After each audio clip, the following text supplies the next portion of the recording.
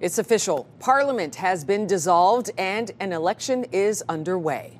There is so much more to do to secure Canada, to invest in Canada, to build Canada, to unite Canada. What are the key issues of this campaign, and will policy promises be completely drowned out by Donald Trump? Here to talk more about this is Vassy Kapelos. She is CTV's chief political correspondent. Good morning to you, Vassy. Good morning, Rosie. Okay, you wrote in a piece for ctvnews.ca just the other day that this election will be like no other we've seen before. Can you tell us more about how this campaign will look different than what we've seen in the past years? Well, I think what I was really trying to underscore, Rosie, is the feeling that I have, and I think it's shared by a lot of Canadians, that we're in a really anxiety-ridden period as a country because of Donald Trump and because of the directness and the specificity with which he has taken aim at not just our economy, but our sovereignty, something I think that regardless of the experience of Donald Trump round one a number of years ago, nobody was really anticipating to this level. And it has coincided almost perfectly or specifically with this election campaign, which was going to be a blowout 6 months ago and now looks to be a genuine horse race right to the end. So we've got 5 weeks essentially for the leaders of these parties to make their pitch to Canadians about how they're going to contend with this threat and the reliance that we have, particularly economically, on the U.S. Like, what more can we do to build ourselves up as Canadians and within our own borders with other partners, with other allies? They all have, different ideas about how to do that. And I think that underscores how significant, like, we're not just dealing with things at the margin here. We're not just dealing with the problems that we're used to. We're dealing with, in essence, an existential crisis for our country. And so I think that this means that this is probably in my lifetime the most important election campaign. Vassy, last week we saw with U.S. President Trump saying he'd rather work with a liberal PM than, quote, the conservative guy. How much is what Donald Trump has to say going to factor into this election?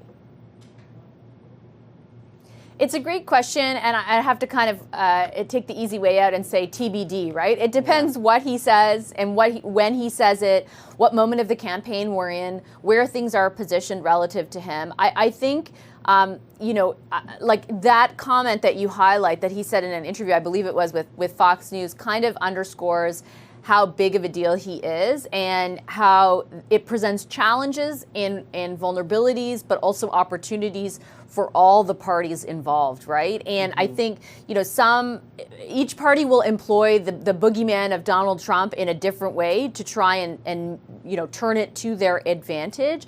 But I do think he will be the X factor in this campaign. Remember, those tariffs are supposed to come April the 2nd, however many rounds of them.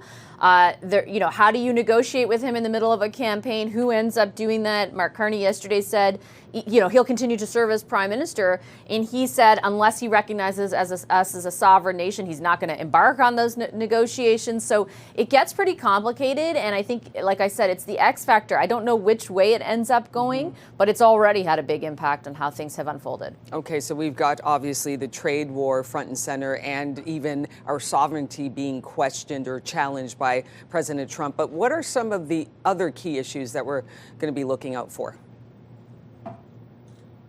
Well, I think the main pitch, at least, gives us an indication of what some of the other issues will be. The pitch from both the Conservatives and Liberals appears to be changed. In the case of Mark Carney, changed from the last Liberal leader in Justin Trudeau. In the case of Pierre Poilievre, changed writ large from the Liberals. And both of them came out of the gate promising middle-class tax cuts. So I think affordability will remain top of mind for Canadians and top of mind for the campaigns as well. They also, both parties started last week talking more again about housing and access to affordable housing and doing things to essentially encourage a greater supply of housing. So all the stuff that For example, Rosie, if we had this talk 6 months ago on the eve of election, we would have been talking about then basically a crisis of affordability, lineups at food banks, expensive groceries, no affordable or available housing whatsoever. All of that stuff will continue to factor into this campaign.